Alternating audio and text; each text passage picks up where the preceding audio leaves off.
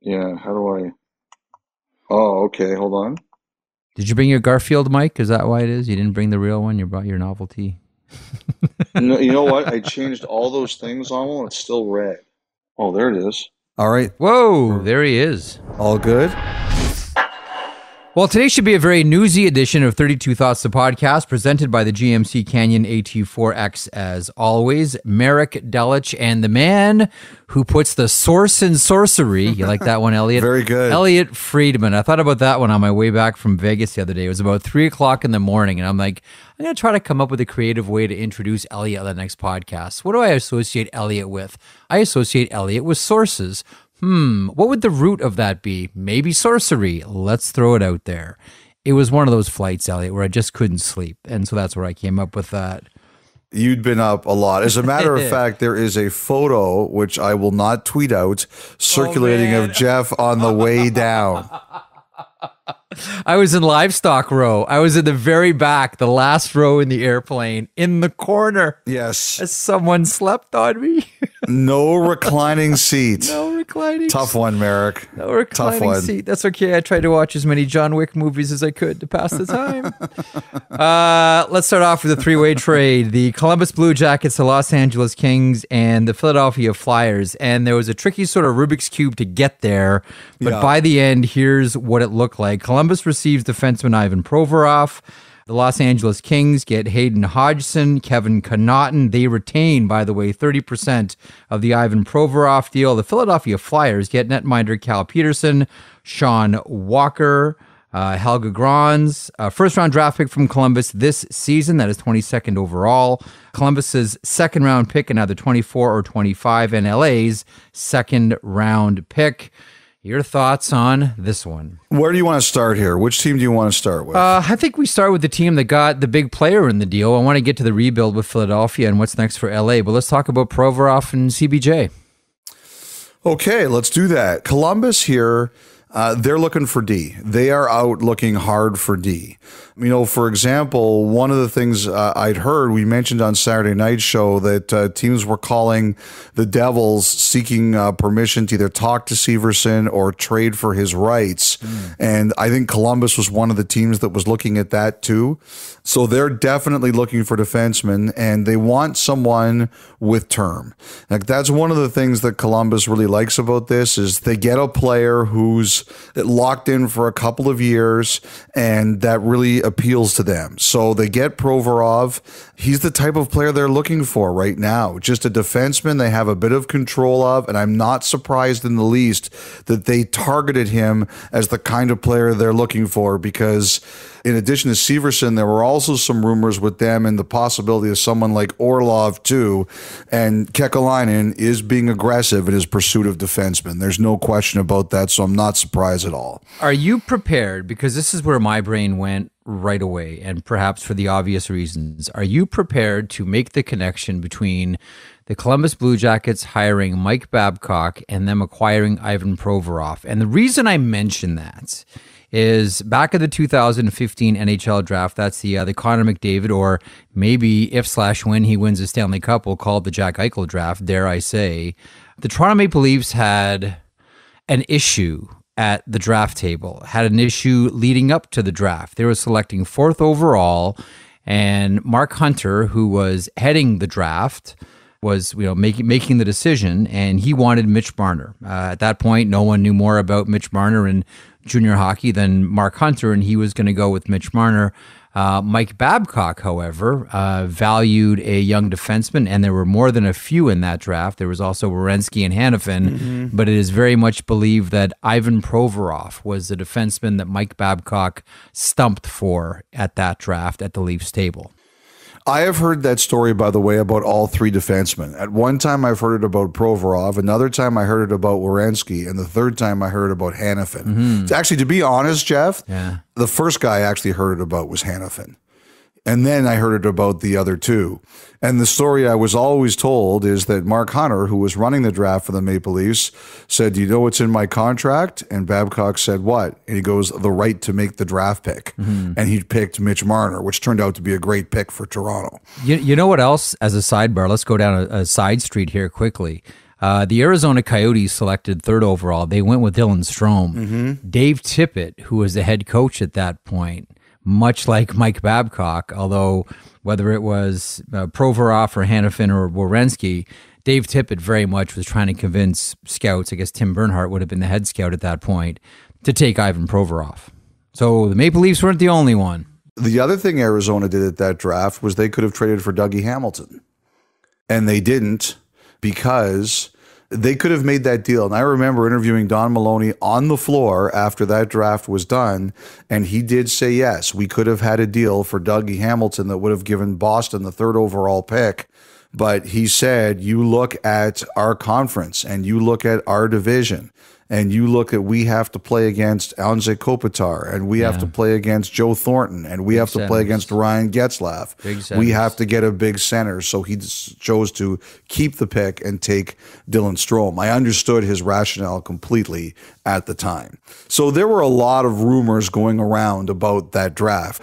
And Babcock is a believer in that. I'm not surprised that he would be interested in a player like Provorov. And look, he's watching the games right now. You've talked about it, Jeff. You need big mobile D that make it very hard for opponents to get through your zone. You don't necessarily have to be a killer, but you have to make people weave a maze to score against you. You know, there's one scout that I spoke to who was in that area of drafting Ivan Provorov back in 2015. And you know how him and his team referred to Ivan Provorov? Smaller Pronger.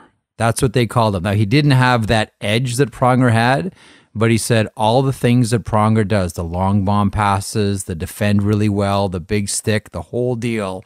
He said, this guy is smaller Pronger. We got to get him in our organization. Provorov in Philadelphia, it was divorce time. Everything that happened last year in Philly, everything from the Pride jersey to, rumors that either he'd asked out or would welcome a change of scenery. It was time for Ivan Provorov to go somewhere else and to start again. And I think it was time for the Flyers, too, to move on from Provorov. So I don't think anybody here is going to regret it when it comes to Philadelphia or Provorov. I think they recognized it was time for new partners and a new marriage. Okay, before we get to the Philadelphia Flyers, the team that traded Provorov, and we'll get to the rebuild in action here, your thoughts on what LA did, and was it, I don't want to say nothing more than, but was the main reason all these deals happened the way that they did because they need to clear cap space? 100%. And never mind 100%, Jeff. I'll go 1,000. I'll go 1,000%. Look, someone's been to Vegas. Okay, very good. Even from before the day they traded for Gavrikov, they've been trying to sign him. You'll remember when Gavrikov was available from Columbus, teams had permission to talk to him, and the Kings tried to sign him to a deal. I think they were trying to sign him to like a 4 or 5 year deal, but they just couldn't get to a number that Gavrikov was happy with. Now, it's been reported in multiple places today that Gavrikov wants a 2-year deal. I'm not surprised by that. Like, Gavrikov is a really unique guy. Columbus wanted to sign him. He didn't sign. He was really angry by what happened around the trade deadline with the Boston deal.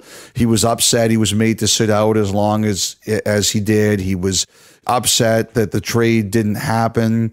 And, he's made it very clear he wants to be in a winning situation, and he wants to sign a short-term deal where, he'll be a free agent again in a couple of years where the cap goes up. And I have no doubt his representative has told him that that's not the smartest thing to do, but he doesn't care. Like, this is from what I understand about Gavrikov, he's a pretty unique guy. He marches to his own drummer and he'll make his own decisions. So I do think that's going to get done. I assume it's going to be a little bit of a bigger number. Like, I heard the Kings were just under $5 million, and he said no when they were talking about the 4 or 5 year deal.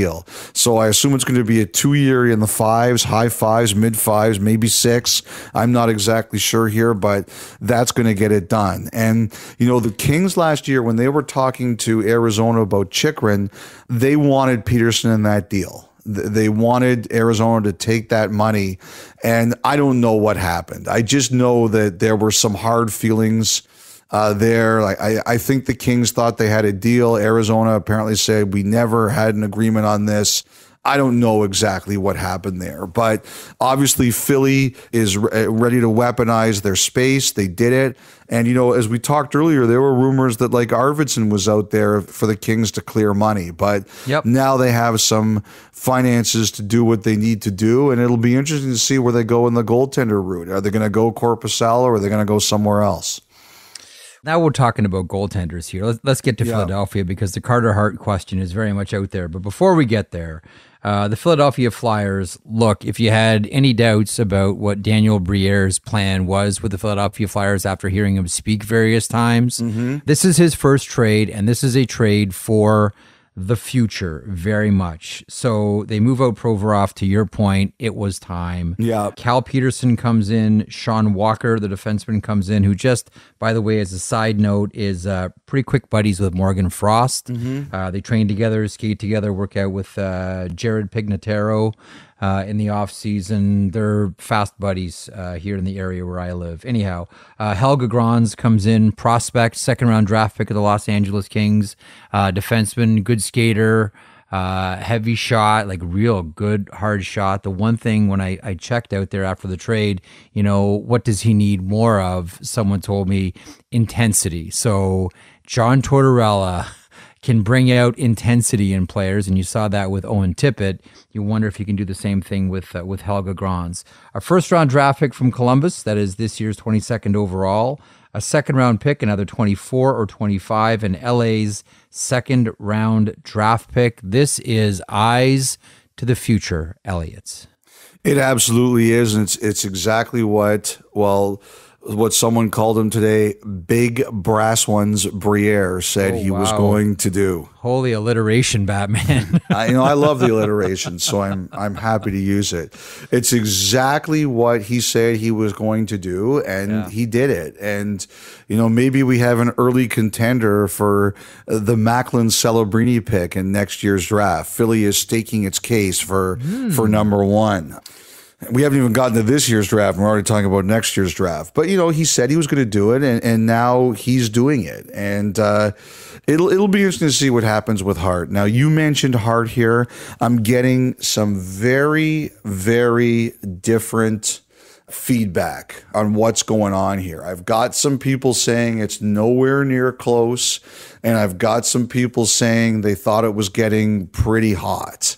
So what this says to me is that he's out there.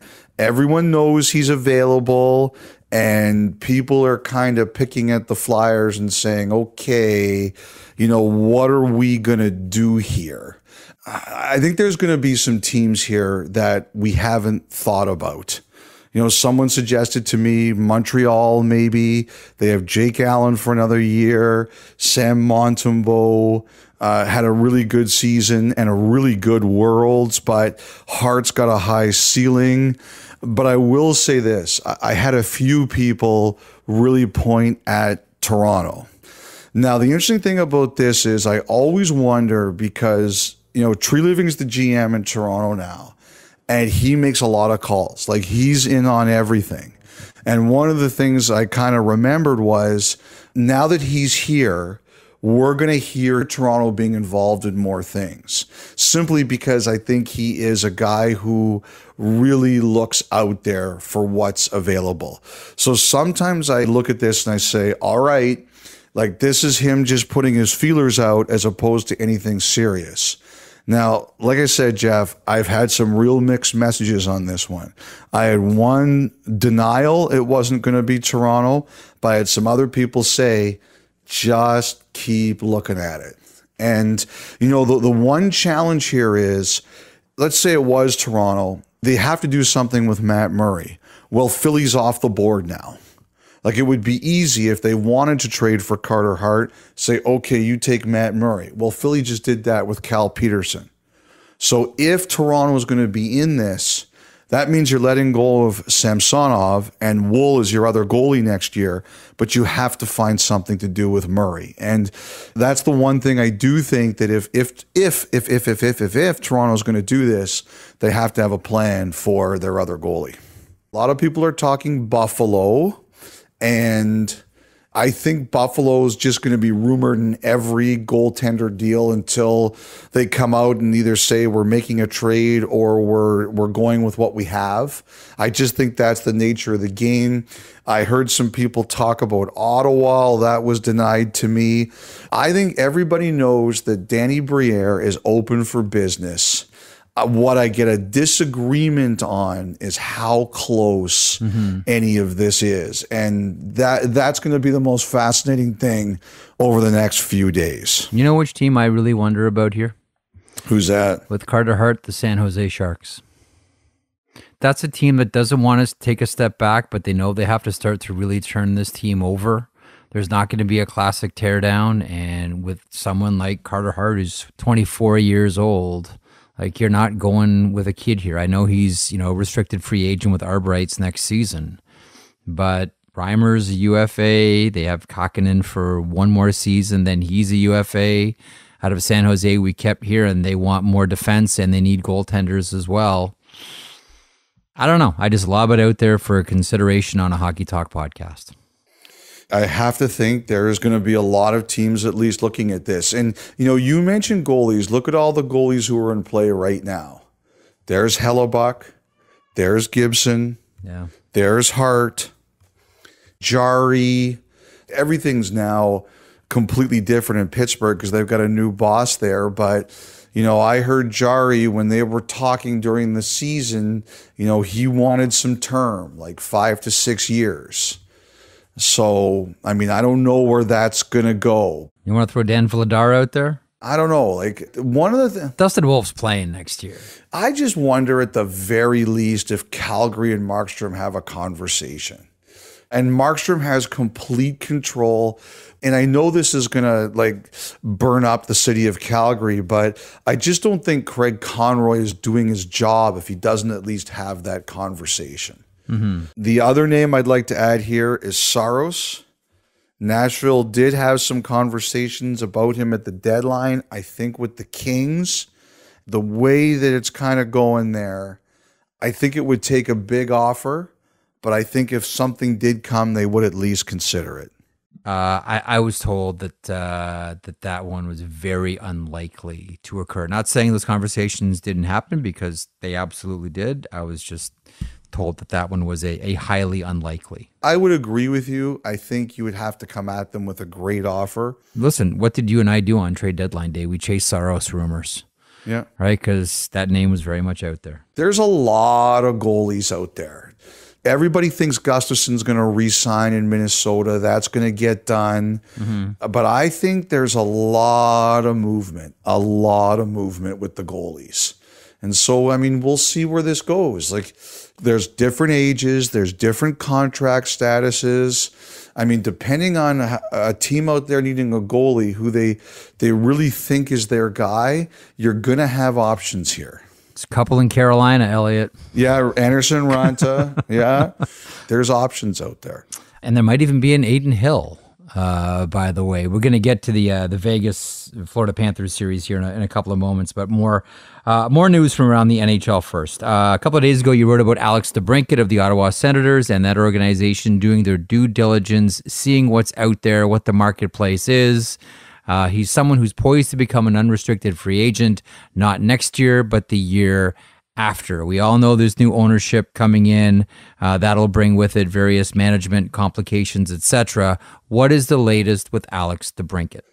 You know what writing that story was like, Jeff? I knew what it's like for Batman to go up against the Riddler. I was talking about the new Batman version, the Robert Pattinson, and the most recent one. The bad guy was the Riddler, because as I was researching that story, everyone was speaking to me in codes. Hang on 1 second. Who's the Riddler in Robert Pattinson? Paul Dano. Right, I forgot the name of the actor. That's right, Paul Dano. You're right.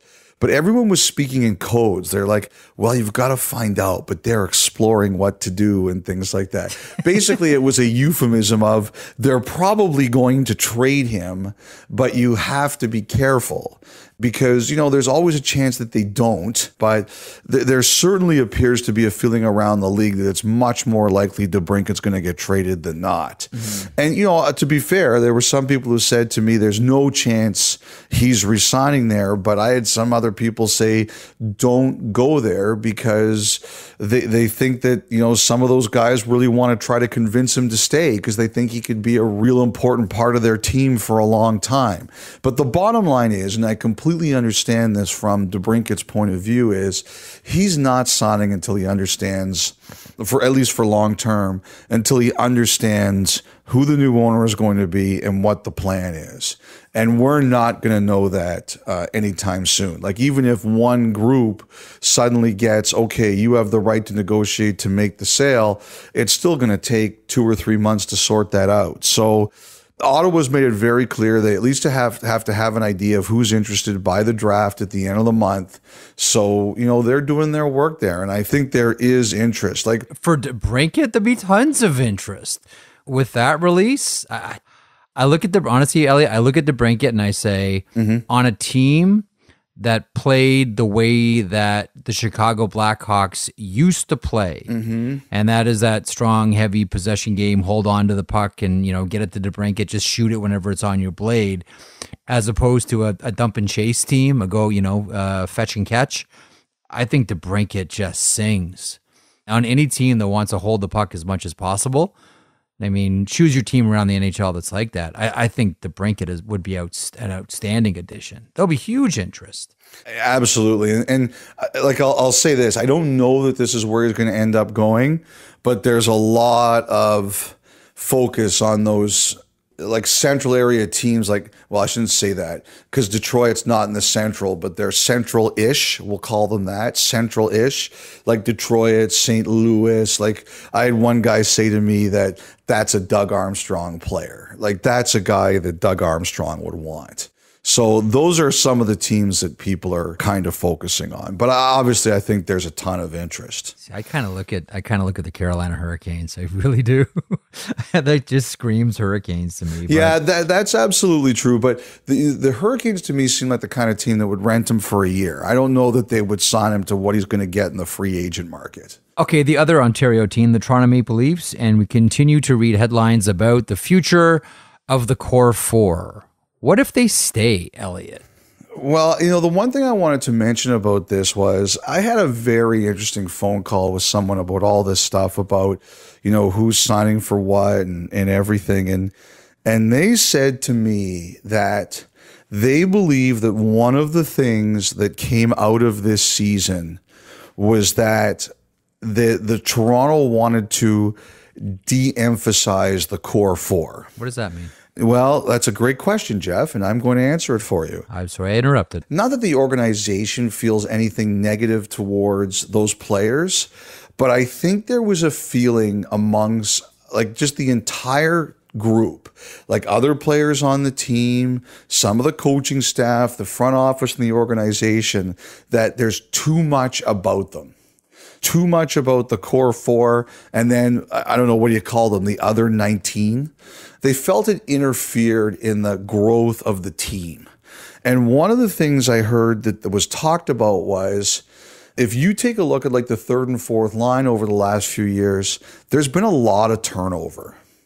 And what someone indicated to me was, the feeling was that they haven't done a good enough job as a group, like everybody, creating an identity for other players on the roster. And I want to stress, I don't think this is about jealousy. I don't believe it's about jealousy, Jeff. But what I think it is about is if you're going to win, you've got to win with 23, not with 4 plus 19. I want people to be careful with this, not to use it to rip the 4 guys, because I don't think it's that. I think it's just that they have to get away from that. And I believe some of the depth players may have talked about this, is that they feel it gets in the way of forming a team identity. And some of that you're not going to get away from, because in the media, we're going to talk about the core four, right? So you can't escape it, but can you do a better job of creating an identity around some of the other players in the roster? And I heard that's a big thing that they're going to try to work on. You see, I've always just assumed, maybe wrongly, but I don't think so because I'm arrogant that way. No, I've always just assumed, Elliotte, that it's been that way. This constant shuffling in and shuffling out of players wasn't necessarily done because they wanted to focus on the big four and these are the identity makers and this is who the Maple Leafs are. I kind of looked at all the shuffling in and out as economic necessity, and the new school idea that if you have a bottom six player and that player surpasses expectations, you don't financially reward that player. You go out and get another one on a value contract because the NHL universe supplies a lot of these players. I kind of looked at that lack of identity deeper in the lineup more out of just economic necessity more than anything else. You think I'm off base on that? I don't think you're off base on it, but I think it's something that I heard it's something that came up. Like, I understand it. Trust me, I understand it. You look at, I don't know, take the Islanders, for example. A little bit later, we're going to mention Lou Lamoriello, who finally spoke. And, you look at that fourth line who have been together outside. There was a blip on the radar when Matt Martin went to Toronto, but essentially they've been together for years. So you look at, remember the old Merlot line and how long they were together and how much of identity that had? Like, there's some great bottom six line. Like, I understand completely what you're saying. I just assume that the Maple Leafs were never able to do that, just bluntly, because they couldn't afford to pay the guys. I don't even think it's so much about pay. I think it's about emboldening other people in your lineup. And why I think they've really decided to attack that is because, and I was looking at it today, look at all the different people that they have in the last few years have been on their third and fourth line. Oh yeah, revolving door. And I think one of the things they're trying to find out is, was it just good intentions gone bad? Like everybody came in with good intentions, or could they do a better job of creating roles for these people? Like, I think Leaf fans and who watch them closely, like there were some of them that were driven crazy by the fact that Keefe would use the Kampf line in offensive zone draws in the playoffs.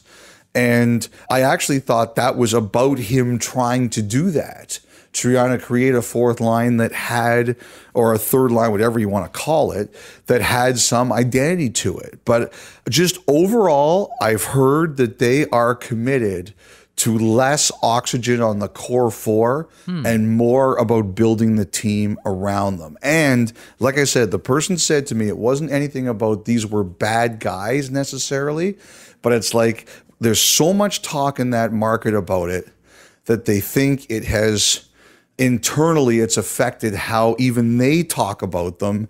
And you can't have 4 + 19. You've got to be a full 23.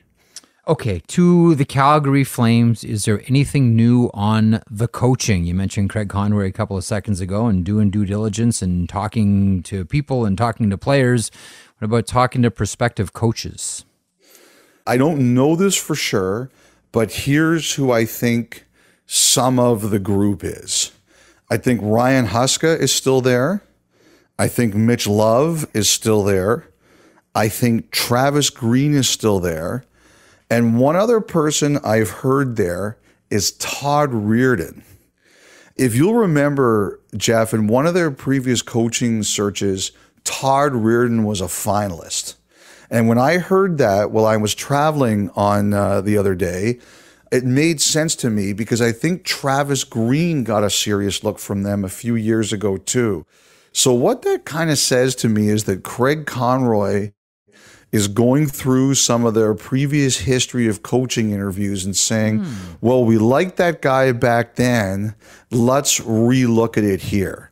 So four of the guys who I think are in the mix, I admit I could be wrong, but this is my educated guess, is Huska, Love, Green, and Reirden. And if there's anyone else, I don't know. But I heard Reirden I heard they spoke to Reirden recently. So I just think that that's kind of the potential group they could be picking from. Although I freely admit there could be people there I'm not seeing. You know whose career he really helped get back on track? Cody Ceci in Pittsburgh. I thought you were going to say Chris Letang. No, Chris Letang's fine. Thank you very much. Cody Ceci.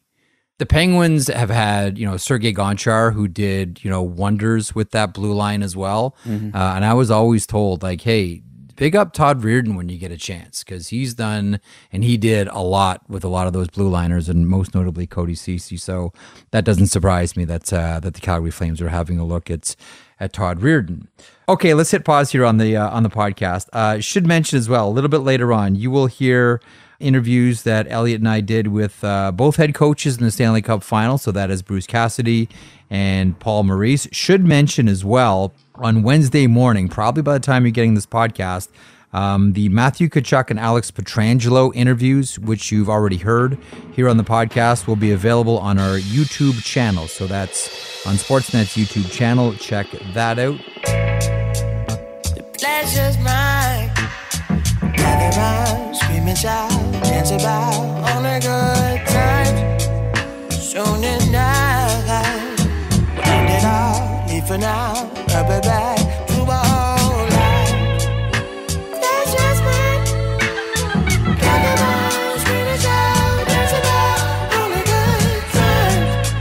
Soon enough, we'll end it all, leave for now, I'll be back to my whole life. Good morning, fellas. It's Daniela from Calgary. I just wanted to say I love your podcast, and just really, I listen because of the awesome playlist at the end of the show. Anyways, I just wanted to let you know that a middle-aged woman from Calgary actually listens to your podcast, and I'm learning tons. Love it. Have a great day, guys. The pleasure's mine.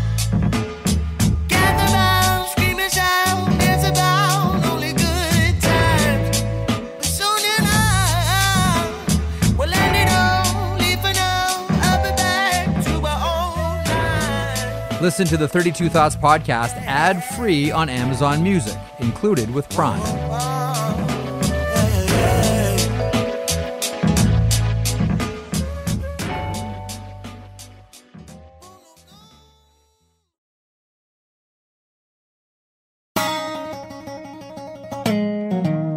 Okay, a couple of more things before we get to, the Stanley Cup final. Yeah. Greg Cronin was hired by the Anaheim Ducks as head coach. Yes. I had a chance to talk to him on my radio show, and before we get to a clip or two, Can you tell he's from the Boston area? Holy smokes, can you ever? You really can. And he's been behind a bench since the late 80s. Mm-hmm. He's seen a lot of players come and go.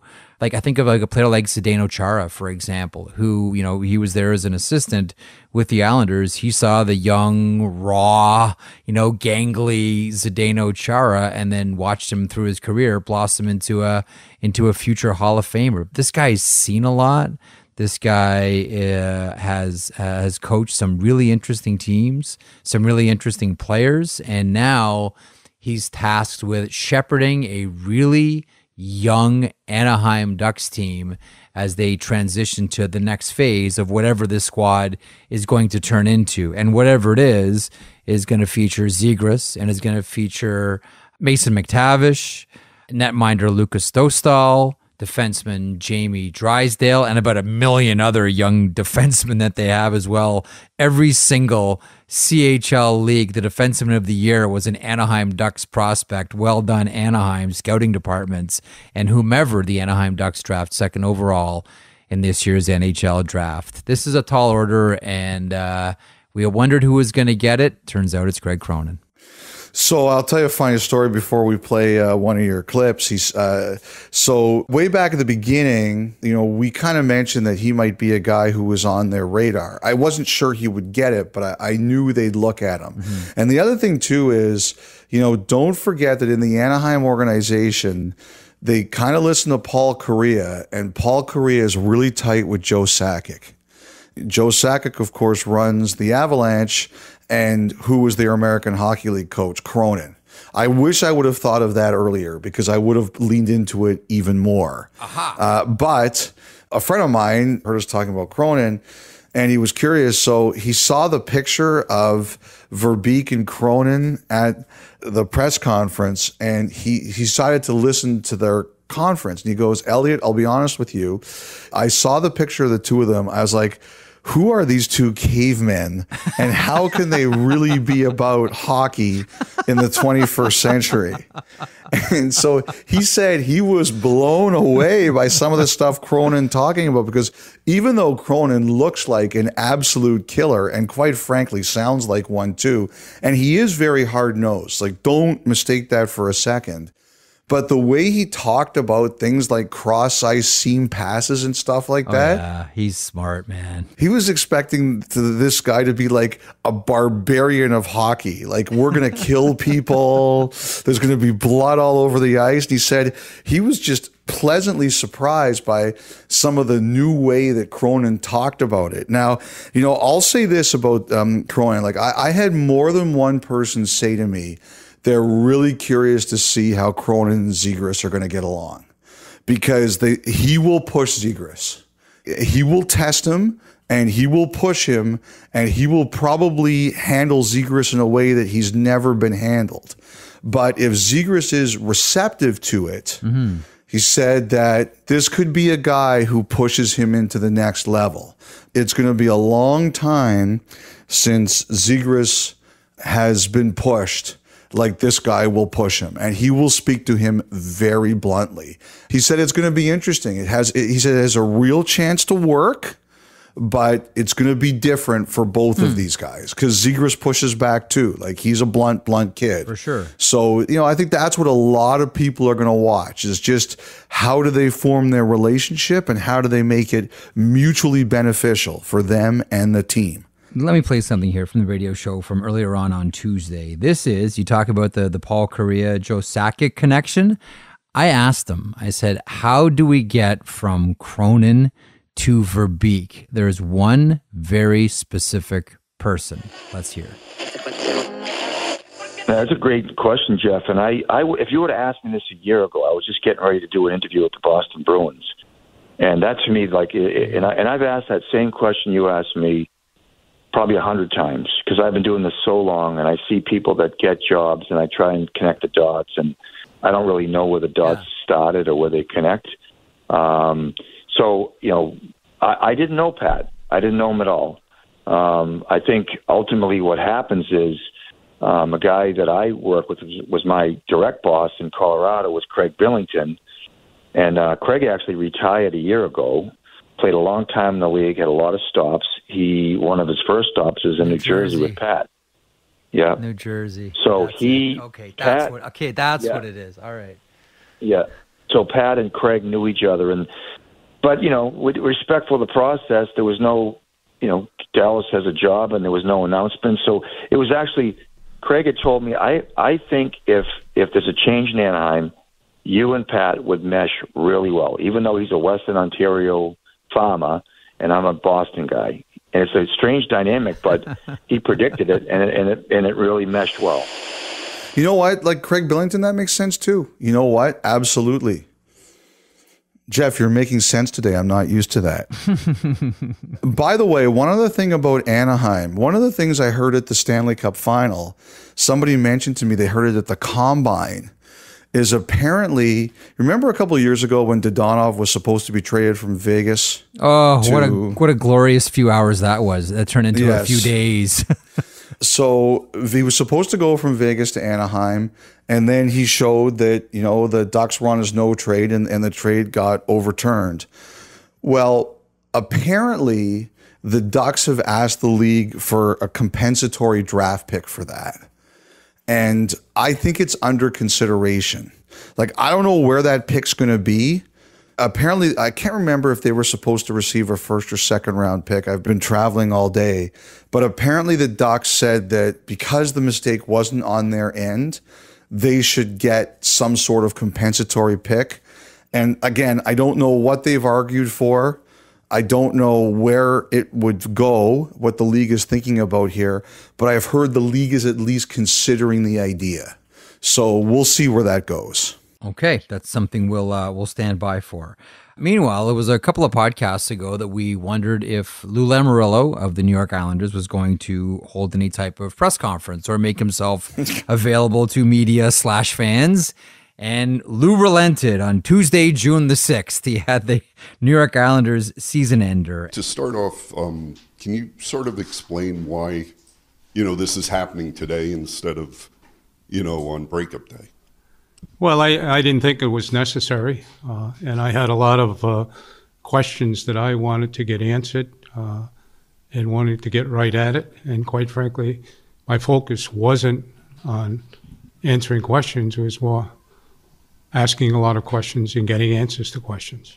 I guess, Not a whole lot here, except for one issue, and I'll get there in a second. Lamoriello mentioning he'd like to keep Mayfield and Engvall and Varlamov and Parise, who I believe is talking to his family about that decision.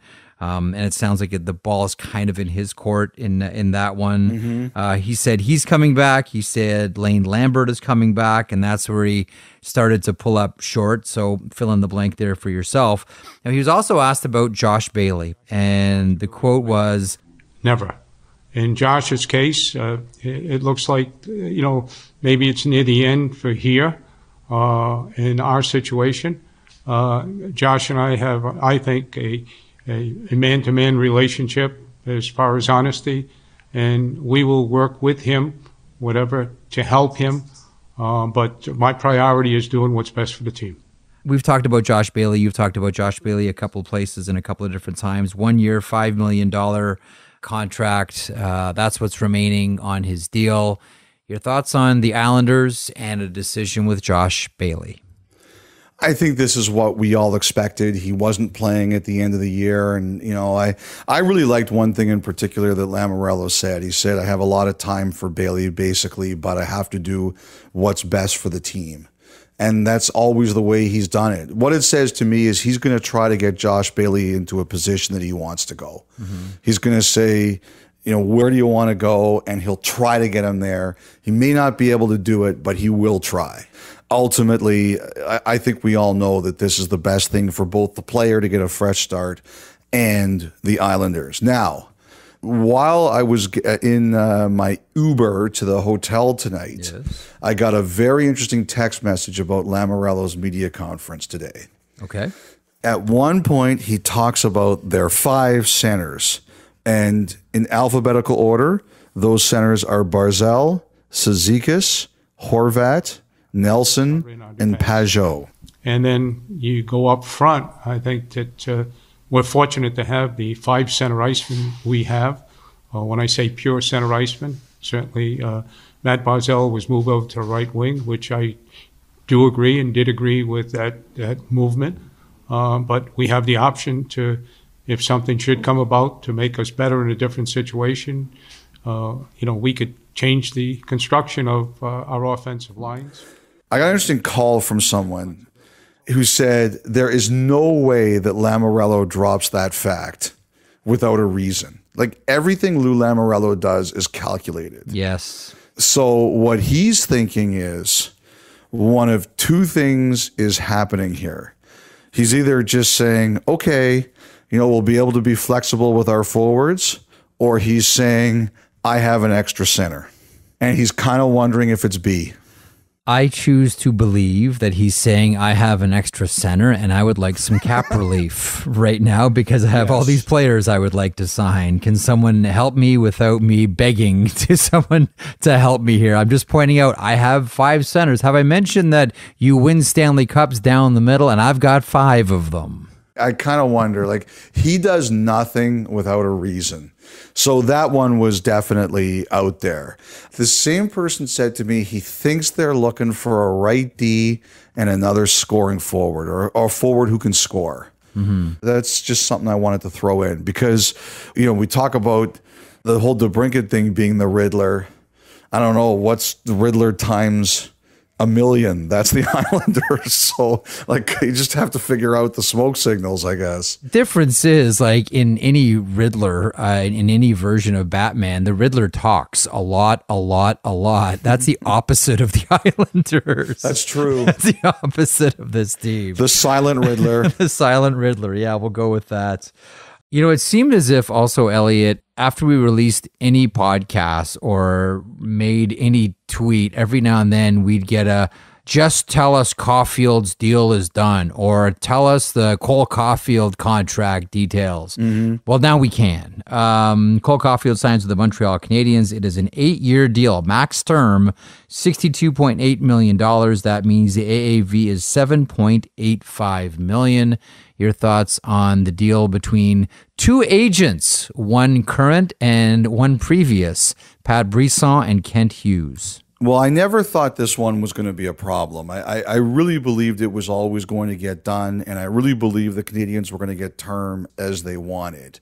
Obviously, they wanted to keep Suzuki as their top salaried person, and they did it with Caufield here. But I just don't know how much longer that's going to be possible. I'm not, people are saying, oh, Suzuki's the ceiling. Well, he is now.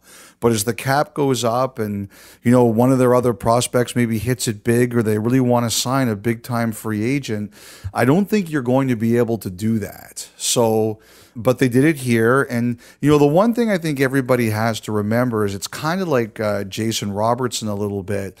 A lot of players, when they sign these extensions, they're 4 years away from unrestricted free agency if you sign right after your ELC.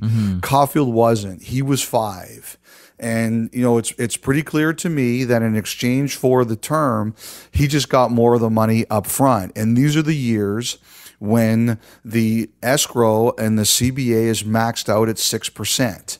And so I think, first of all, nobody's complaining here. Caufield's going to be making a lot of money. Yeah. But secondly, what he gets in the trade-off for taking an 8-year deal at a number slightly less than Suzuki is, he gets a lot of the money up front, and he gets it at a time where he knows the escrow is going to be very low. To me, this is a win-win. The kid's going to be happy. The player's going to be happy. The team's going to be happy.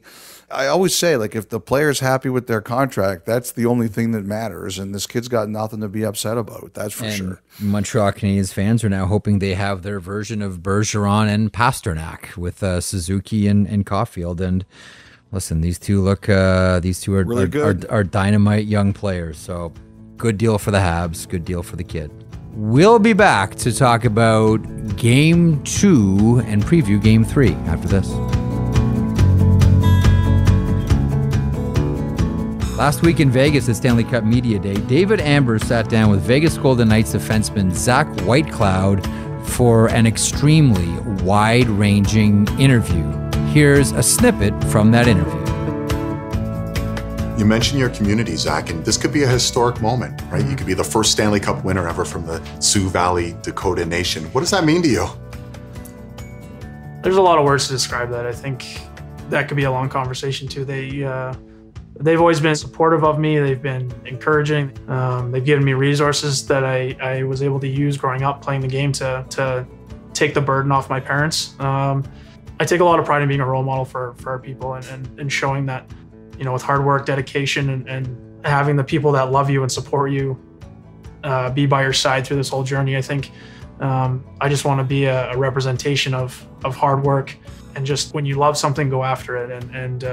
And that, even for a small town kid from Manitoba that was never particularly good at hockey, find a way and do something you love. If you want to listen to and see the entire piece, visit our Sportsnet YouTube channel now.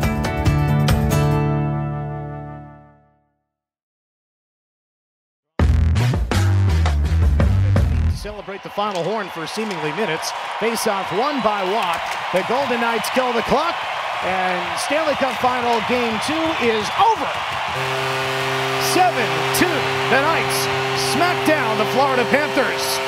The Flamingos come onto the ice, and the Panthers skate off, trailing the series 2-0. So we're real deep into the podcast here, Elliotte. We haven't yet talked about the Vegas Golden Knights and the Florida Panthers. This should always be the lead story. The game is always the most important, but there's just a lot of news to cover. But man, does Vegas look good right now. They look at every single position in every area of the ice. In the Bruce Cassidy interview, and when we ask, where will the games be won here? Where will the series be won? And he talks about the front of the net.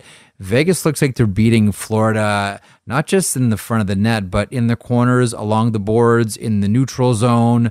I don't know, on the bench, in the hallway, in the parking lot, walking to the dressing room, ordering a coffee. This is impressive by Vegas here, Elliotte. Your thoughts on this one so far? Well, when you lose in the coffee line, you're in real big trouble.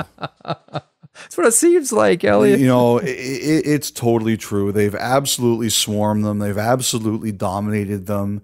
There's been teams that have had long layoffs before, but I talked about before the series about the 07 Senators, and that's the one I really remember. Yeah. They had 9-10 days off, and look, Anaheim was winning that Stanley Cup anyway. Ottawa was not going to beat them, but the Senators just felt that like their legs were like molasses for 2 or 3 games, and they just couldn't get into the series. And they always felt that, you know, even if they lost, they never were able to put their best effort in there because they just didn't get going enough. And, you know, I think to some degree that's what's happened to Florida. But when you look like that and you have another team that's firing and just beating you in every way, like you said, you're really in trouble. And I think the thing that's happened here is, you talked about in front of the net. Where Florida, I think, is really getting hammered is in front of their own net. They cannot control Vegas there. Bobrovsky's getting screened on every goal. You know, sometimes it's Vegas guys. Look at that, the great screen from Stone on the first goal of Game 2. Sometimes it's from their own guys who are getting in Bobrovsky's way just because they're trying to battle. And now, you know, with Gudas out, and we'll see where this is, that's going to make it even harder on them to cover the front of their net. So I just think if Florida doesn't start letting Bobrovsky see better, they've got no chance of getting back into this series. None at all. You know, Game 2 was a combination of skill and toughness by Vegas. Like, Vegas opened up that game by trying to hit anything that moved in a Panthers jersey. It was like, this is our ice, this is our building, and we are going to now dominate you physically. And whether it was, well, first of all, it's a good thing that you weren't around for the radio show on Tuesday, because I would have made you sick with the Ivan Barbashev appreciation tour. Because whether it was the hit on Gudas, you and Rudy, Kelly's the best man. Kelly knows who the good players are. Kelly's it's like you guys are having an election for the presidency of his fan club, and you're trying to out slobber over him over the other guy. Actually, you know, one thing about Barbashev, here's something that I think is really interesting about him. What's that? I had a person who said to me last night, because Bedard was at the Stanley Cup final with the other top picks in Fantilli and Carlson and Will Smith. Someone said to me, if they were Chicago, they would go after Barbashev to play with Bedard, because they said that Bedard is going to need a player like that. And he said, look, in a lot of normal years, Chicago wouldn't do that. But he said it's different now. You're going to have a franchise player, and you owe it to him to protect him. And if they were the Blackhawks, Barbashev is the guy they would go after. I don't disagree. I think that he needs, considering what he means to the franchise, I think there needs to be a security blanket there. I don't disagree. And listen, Barbashev was outstanding in Game 2, but a lot of players were. I mean, Marchessault, again, outstanding. The blue line continues to be an enormous story for the Vegas Golden Knights. And one thing I want to mention about Adin Hill, because I suspect you're going to want to have a thought or two on Adin Hill. I love the story of the unsung scout who finds a player and brings him to the organization. I was having a conversation with someone recently who said, you know who you guys should really talk about on your podcast? And I said, who's that? And he said, Craig Cunningham. Now, we all know the Craig Cunningham story itself is him and how his career ended. And he did overlap in the Arizona organization with Adin Hill very briefly, I believe, in Tucson. But he's a pro scout for the Vegas Golden Knights, and this is his territory. You know, he scouts a lot of Arizona games, San Jose Sharks games, so he knows Adin Hill really well. And as we're throwing out compliments for, and this to take nothing away from Kelly McCrimmon, who's done some excellent work, and previous to him, George McPhee, there are also people working under the general manager here who do a lot of heavy lifting. And this person said to me, you guys should mention Craig Cunningham, because he's the guy that brought Aiden Hill to this Vegas Golden Knights organization. And man, Elliotte, is Aiden Hill doing a job right now for Vegas? Yes, I completely agree with you. I mean, who's going to argue? I mean, he might win the Conn Smythe. I was going to lead you, like, how many different candidates do we have now? Like, I think there's 5. Eichel. Yep. 1. Marchessault. 2. Stone. 3. Hill. 4. Pietrangelo. Yeah, those are my 5 too. That's what I look at. And I'll tell you what, still tops for me, Jack Eichel. I'm not going to argue with you. I think you could go in any direction here, but I think there's 5 players. Before we get to Eichel, I was looking at Vegas's cap setup. They've got Eichel 10. Mm-hmm. He's their highest paid guy, a contract they traded for. They've got Stone 9.5. Then they have Pietrangelo 8.8. And then they have 5 guys in the $5 million range. Carlson's 5.9. Martinez is 5.25. Theodore is 5.2. And they've got Marchessault and Smith at $5 million. Mm-hmm. Now the cap's going to go up, not this year, but next year. But I'm wondering if that's kind of the way you got to build your team. And that's also a no-tax state. And that's a big advantage. But at a certain point, I mean, you really have a bargain with your netminders. Yes. There always has to be the one area where you're getting significant value in order to make a cap structure, the likes of which you just described, work. And the value that they're getting is from their goalies. Mm-hmm. Doesn't matter which position it is. When you are undervalued and you're up, you get paid. Like it's simple here. You're Jerry Johansson. You're looking at Aiden Hill, and you're licking your chops. You're like, okay, here we go. We're doing a job, but we might win the Conn Smythe Trophy, and this team might win the Stanley Cup. So I don't disagree with you. I like the way this team is structured. I like the players. The nice thing about Vegas as well too is there doesn't seem to be a skill redundancy. Like there doesn't seem to be like 2 or 3 players who all do the same thing. Mm-hmm. Like they have a lot of players that do a whole lot of different things. Like I know on the blue line there's some overlap, but up front, like these are really different players. Like Jack Eichel is nothing like Mark Stone, who's nothing like Jonathan Marchessault, who's nothing like Chandler Stevenson, who's nothing like Keegan Colasar, who's nothing like Riley Smith, who's nothing like Brett Howden or Ivan Barbashev. I just like how every single player is so distinct and different than everybody else up front. Let me ask you about the hits. Well, Tkachuk just came flying off the bench, and Eichel in a vulnerable spot trying to make the play and just absolutely laid into him. And no surprise at this reaction afterwards. Eichel went right back to the bench because he lost his helmet. Okay, so our set where David and I stand is right above the Florida bench in Vegas. And Tkachuk saw that whole play unfolding. He knew exactly what was going on. He's got a high hockey IQ. He saw the play coming.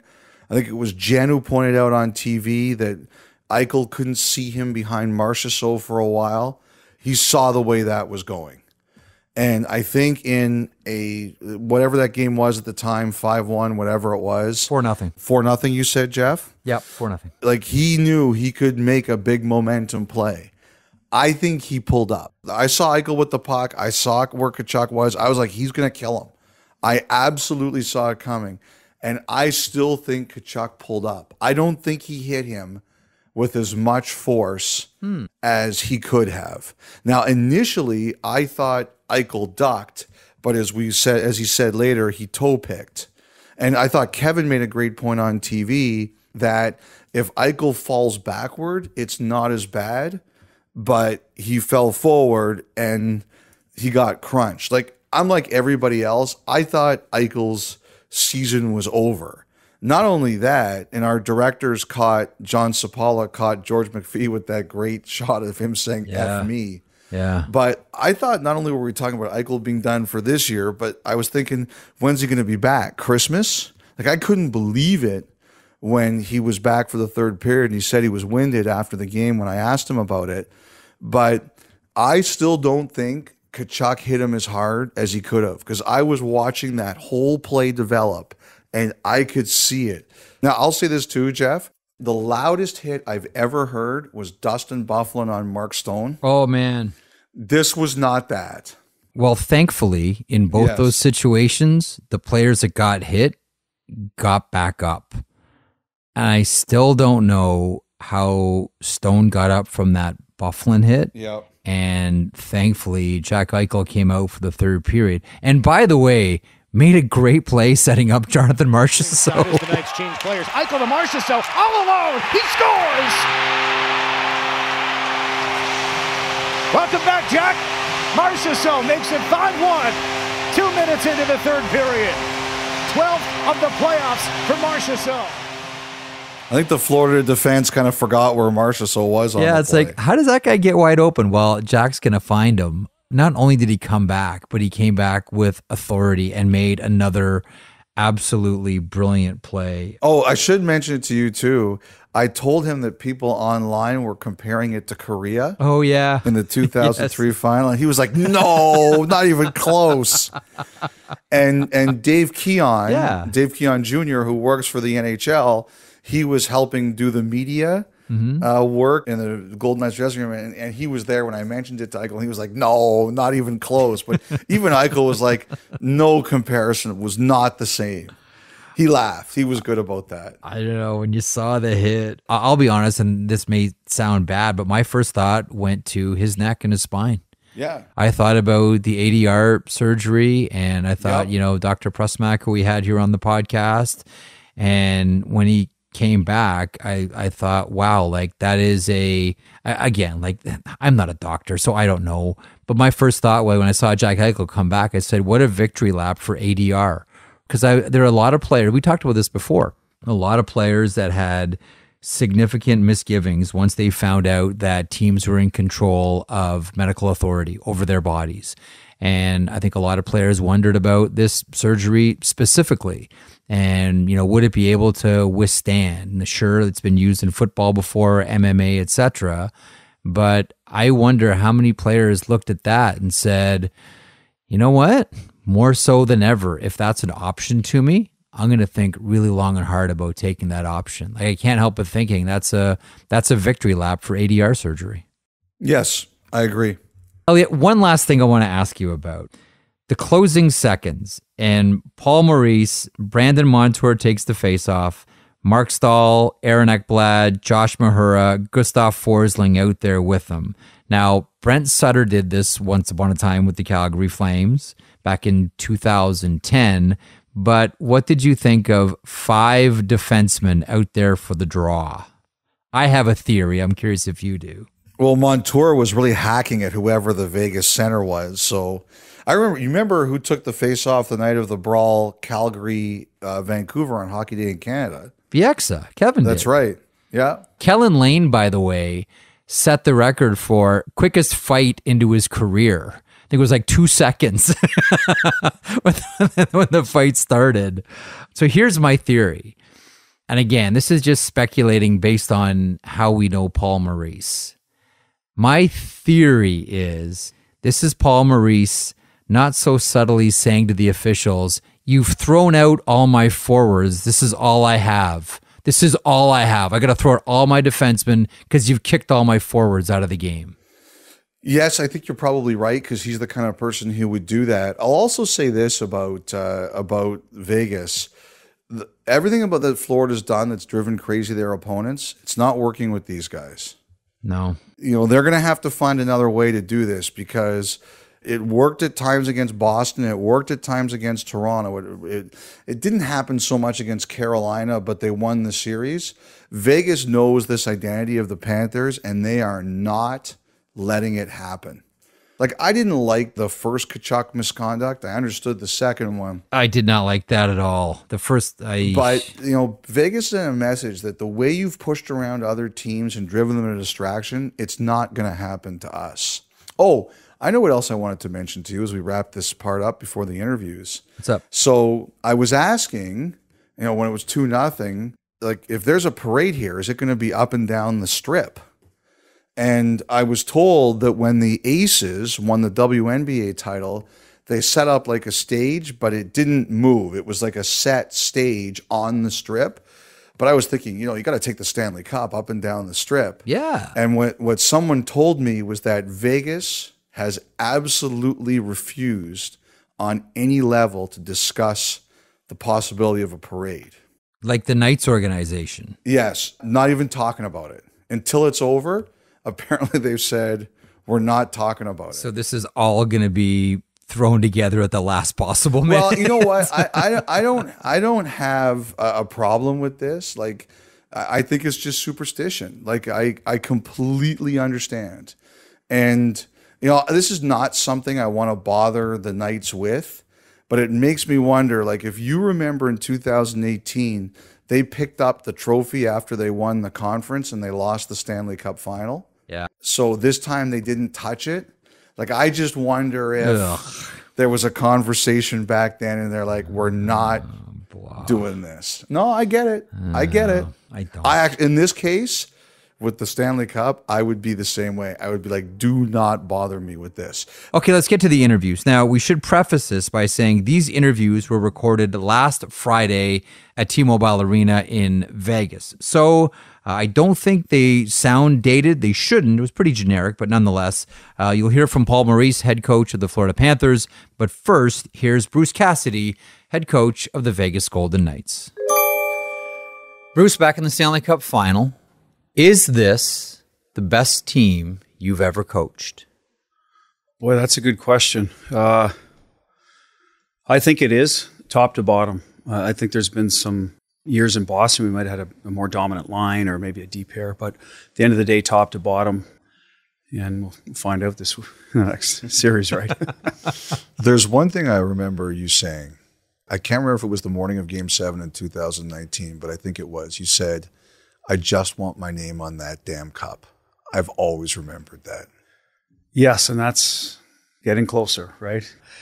And that's my goal. I want my name in the damn cup. It's true. There was a lot of questions about this and that, right? Game 7 and pressure, not pressure, enjoying the moment. And I think that's the only thing I was focused on. And I think the players would probably say the same. Some of them had it in our room, which I think will help us. Mm-hmm. Others want it that have been there like me, that, especially here in Vegas. So that's what's in front of us. Is it possible? Because I know how hard you work and how many hours you put in and how you don't want the foot off the pedal. Has it been possible at all through this journey to take a step back and enjoy yourself through all of it? Or is that an impossible? No, it's a good point. And I have, that's maybe one of the differences from last time. Which days to be businesslike and which days to allow yourself to dream a little bit, so to speak. We talked about that with our group actually the night before the Dallas game, a little bit about what's at stake and it's okay to think about that and, think about maybe your legacy in hockey sometimes. These things can define you as a hockey player, never as a person, but as a hockey player. And the next day you drill down on the details. So I think that's how we've tried to balance the big picture. And then the day of a game, okay, here's the details that'll help us, get to where we want to go. And whether that was right or wrong, we've kind of looked at that approach this year. And I think in my first go around, it was all still new to me, like the playoff runs, the media demands, the different times for practice. They're changing your practice time. All these things change all of a sudden, so your routine gets thrown off a little bit, and how to adjust to some of those things. What's a Bruce Cassidy day off look like? I'm usually driving my kids somewhere. They both like to golf now, so here in Vegas, that's a good thing. Oh, very good. It's typically during the winter, they both play hockey, son and daughter, so that's going to a rink here where the Henderson Silver Knights play, so I'm out there a lot, baseball practice. I like to go to my kids' activities because it takes me out of my activities in my head, like, thinking about hockey. So it's kind of just really, takes you away and just be around kids. It's kind of loosens the mood quite a bit. Have either of your children or any of your children surpassed you as a golfer yet? No. Cole is a good player. My daughter's just getting into it, but he's got a ways to go. That's golf is my passion away from, in the summer, right? How dare you suggest one of my kids could be better than me? Not happening, Elliotte. Not ready to snatch the pebbles. No, it seems like guys either fish or play golf because of our off season being in the summer, and I chose golf. Jack Eichel has played so well for you. It's just flat out spectacular. Game 1, though, of the playoffs, by his admission, anyone who's followed Jack Eichel, not a Jack Eichel game. Did you talk to him after that game? Was there any need to talk to Eichel after game one? If I did, it was very basic. There's no like big message. If that's kind of where you're going. We weren't very good as a team. And he was just part of that product. We sort of say, okay, it's time now. And then the next game, we got to our game, and Jack was a big reason for that. But remember, Mark Stone just came back, and we did not know if he'd play game one at all, game two, the next series. So I think there was a little bit of that, almost like, oh, well, Stoney's back in the lineup, and meanwhile, he hasn't played in 3 months. So we sort of say, hey, we got to collectively get to our own individual levels. And I think that certainly happened with Jack right away. And in fairness to him, it's his first playoff game ever. There's going to be a little bit of probably anxiety, if nothing else, like, what's this all about? One of the things I really wanted to ask you about is you give some of the most detailed breakdowns and answers in interviews. I remember in 2019, you pulled your goalie in the Stanley Cup final with 5 seconds left in the period, and you did a whole breakdown on, we tried this. I love it. I know Ron in particular has remarked a lot about how detailed you are. A lot of coaches wouldn't be like that. I love that you do it. Why do you do it, I guess? Well, I like to talk hockey for one, and I don't believe there's a lot of secrets. I think there's guys that don't want to, it's like they know something you don't. I just don't feel like I'm that guy. I think everything I say is probably they're watching film and know some of this stuff, and if not, well, shame on me. But I just feel like I just feel there's so many good coaches in this league that a lot of this stuff is already out there if you choose to talk about it or not. I don't know if I'm explaining myself very well, but so I don't think it's any big secret what I'm revealing now. Sometimes I've been told, well, you can, you don't have to talk so much, I'm like, well, I can't help it. I asked a question and I have a tough time. I'm not very good at stick handling around. I'm just not a politician yet in that regard. So I'd rather just answer the damn question and talk hockey. And that's just what I've always done. Don't change. Well, I was going to say, we like it better that way. I think a lot of people like it better that way. Where do you think the Stanley Cup which zone do you think the Stanley Cup final will be won in?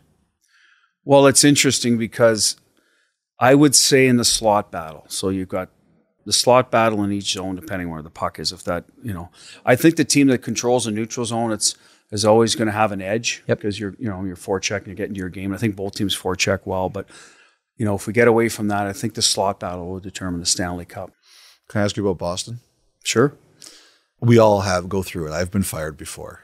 Like, there were some tough things said about you or about the situation there. Did it bother you? Does any of you feel like this is revenge? Well, I don't feel it's revenge, and some of it did bother me. I got hired by Golden Knights to do a job quickly, and they've been nothing but fantastic. So for me, it's more about getting your head where your feet are and getting going back to work. Because as you said, you're on the clock the day you're hired. So you know that it's coming eventually. There was some of the narrative I didn't appreciate or feel was accurate. I just sometimes feel like, hey, you didn't win enough. We're going to, new voice, whatever is usually sufficient and move on. But it's a sports market in media and talk radio. So there's going to always be conversations there. So eventually it kind of goes away and you just do your job. Now, I happen to have a house in Cape Cod in the summer, kids from New England, so going back is something we'd like to always do because their roots there. So that'll be interesting to see how that goes. But at the end of the day, everyone is good about it there. I get great neighbors, great people there that I've met. Hopefully they treat you as a person more than a Bruin, right? Because, like I've always said, I'll always have Bruins will always be part of me. It was my favorite team growing up. But now with the Golden Knights success, to get to the second part of it, it feels good to be able to kind of prove yourself in a different market now and sort of put that behind you and try to remember it as a great experience because it was. I really cut my teeth in coaching there and probably established myself as a legitimate coach, and it happened in Boston. Let me try another word because I kind of feel that there is a symmetry between yourself and Jack Eichel, because when Eichel was moved from Buffalo to Vegas, and even before when he was still in Buffalo, there were a lot of things that were said about Jack Eichel, and he heard them and internalized them and has used it for fuel as you have as well. Maybe not revenge, but do you feel you're vindicated just by getting to the Stanley Cup final? Maybe there's a little bit of that although I had confidence in my ability to coach, I thought I did a good job in Boston. As I said, if I looked at it more as, like they need a new voice, that's fine. And Pete DeBoer was a very good coach, and I'm taking over from a guy that did a good job too. So that's kind of the circle of life in coaching, I think. But with Jack, when I met with him, it's funny. I met with him in July. I talked about that. I think we're tied together here, Jack. You know, we're coming in kind of in very similar situations. Yeah. So what can we do together to move this forward a little bit? What do you need from me? Here's what I'm expecting. These will be the asks, and we'll sort through it as I get to know you. What do you need from me? And let's make sure we come together on these things, because I think we're going to be tied together with success or failure of the Vegas Golden Knights. So it's ironic that you'd mentioned that, but I do believe that. That's awesome. That's an awesome answer. Good luck, Bruce. Yeah. Thank you. Thanks for having me. And that's Bruce Cassidy, head coach of the Vegas Golden Knights. His team up 2-0 right now over the Florida Panthers. Panthers bench boss is next. Here's Paul Maurice on 32 Thoughts, the podcast. Paul, before we get to this series and the Florida Panthers, I want you to think back to all the times you've watched the Stanley Cup final and watched someone hoist the Stanley Cup. Are there one or two that jump to mind right away? Well, all of the Detroit Red Wings in 2002, because I think I was still on the ice when that happened. Rod Brindamore. More for an understanding of what Roddy was willing to do to be a player of the hours. But in truth, it's because Jim Rutherford was up in the press box and I knew what it meant to him. So that one's impactful for me. I've watched all of the Stanley Cup champion playoff games every year. So if we miss the playoffs or you get beat in the first round, I won't watch another game. It's too emotional, right? I didn't get invited to a party. So I'll wait till the summer and then I'll go back and I'll watch all those games. But I did watch Jimmy's Stanley Cup. I was just happy for him. 21 years ago was your first game behind the bench in a Stanley Cup final. What do you remember about it and what's going to be different Saturday? I remember walking out to the bench and Brian England did an interview and I couldn't stop smiling. And I think he actually said, like, is there something you know that we don't? And I'm going like, it's the Stanley Cup final, man. Like being so, oh my God, so good. Ronnie Francis scored in overtime and that building went dead quiet. I mean, because it couldn't happen. Right? The team was so good.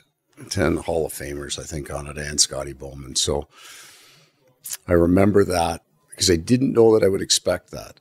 There was actually a complete absence of tension because it was such an awesome thing, right? Like you so caught up in, I've had a handful of moments like that. Sorry for taking this for a walk, but like my fourth game in the NHL was in the Forum in Montreal and I'm standing behind the bench. You remember when the cameras were supposed to be on the platform, like 5 rows up?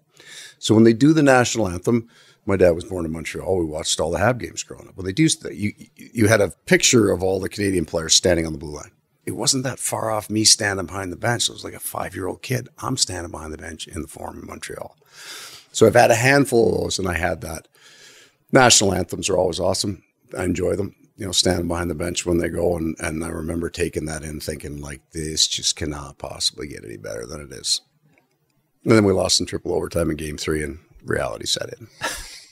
We've had a lot of fun on this podcast over the past few weeks trying to compare your Florida Panthers to the 2012 Los Angeles Kings. Well, one of us has had a lot of fun with that. Brandon Montour is Drew Doughty and Carter Verhaeghe is Justin Williams with the clutch goal scoring and Barkov playing the role of Kopitar, et cetera, et cetera, et cetera. It's been fun.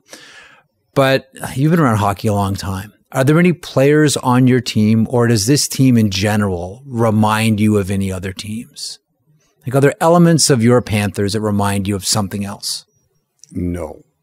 And I'm sure there are if I had given it deep thought, but that's what's unique about this. So I got off the phone with each player in the summertime. I talked to him. Just one word about hockey, just an introduction talk. I got off the phone and Jamie Compound, by the way, is the one connection between the 2012 and our team. He was assistant coach for both of them. Nice. And did talk about that at some point in January when we had to close by 8 points. You can win the Stanley Cup as the 8th seed.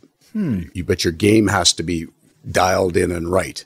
Very similar, right? They made the playoffs, I think, in the last game or two of the year as well. They're an 8th seed. Yeah. And what's special about these guys is how darn unique they are.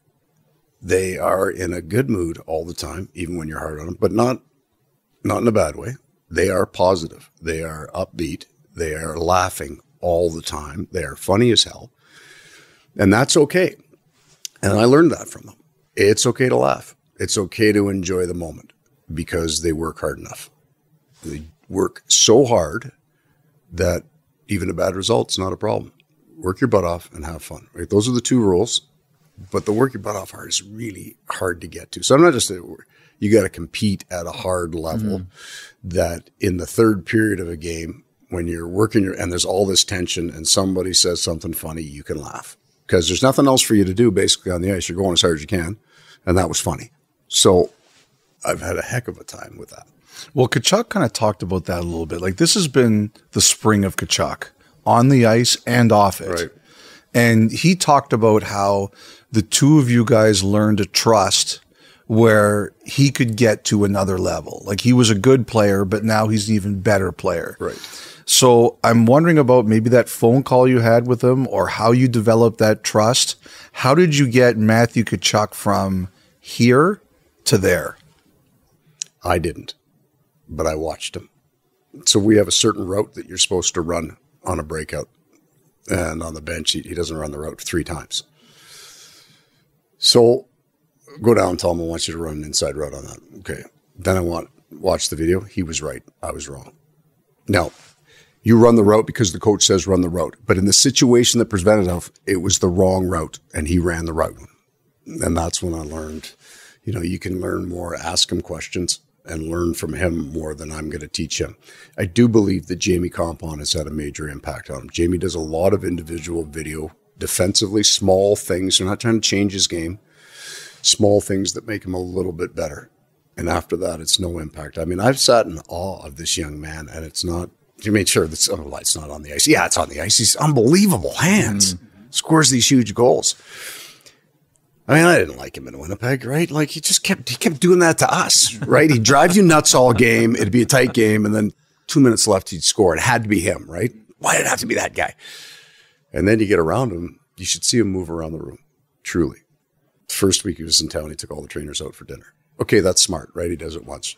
Except that's how he treats it. He's polite to the bus driver. He treats the flight attendants with respect. He has this great way of moving around there. Now, he's got some bark to him, too, and he'll encourage the defenseman to move the puck quicker and closer to his tape at times, but he never separates himself. If you go look at statistically his season, in around January, he stopped taking penalties. I think in a 16-game set, he had 4 games with penalties. 2 were 2-minute penalties, so it was just a 1-minute minor.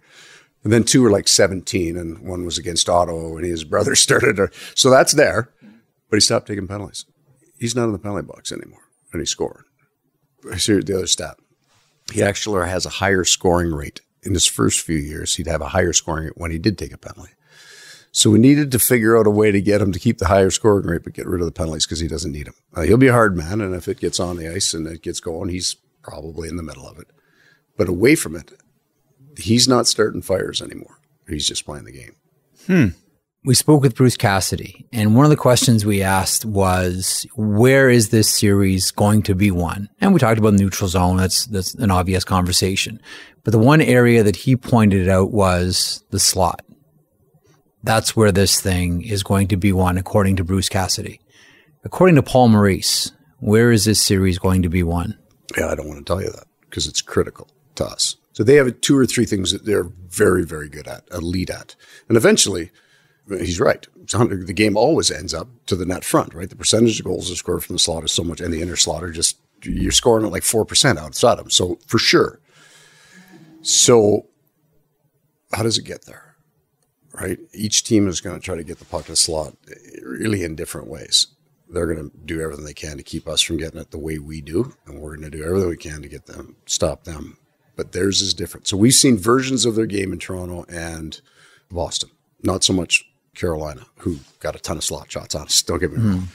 But yeah, we will both try to take the strengths away. And as the underdog, we will pay particular attention to it. Is that where your team wants to be, the underdog? I think right now, yes. I think in order to not be, to be a powerful favorite, you have to have experience at it. So going from 16th to 1st, we're banging out 122 points in a year. You haven't earned the right to be a favorite on a good year. You have to have some depth to it. You've got to have lost for a little bit of while. You have to go through some battles, get to the conference final, get to the final, in that. And then you step on the ice and say, yeah, we're older, we're more skilled, we're the favorite. And then you can carry that mantle. We're good being the underdog right now, and it's just true. So somebody asked me about me playing the underdog card against Boston. There's no card. There's 7,000 points ahead of us. And I'm not trying to steer the messaging here. We're the underdog. But yeah, it's the place all teams have to start. Paul, thanks. Okay, good guys. luck. Good to see you again, fellas. Yeah, great to see you. Be well. All right. Thanks, guys. Good luck, sir.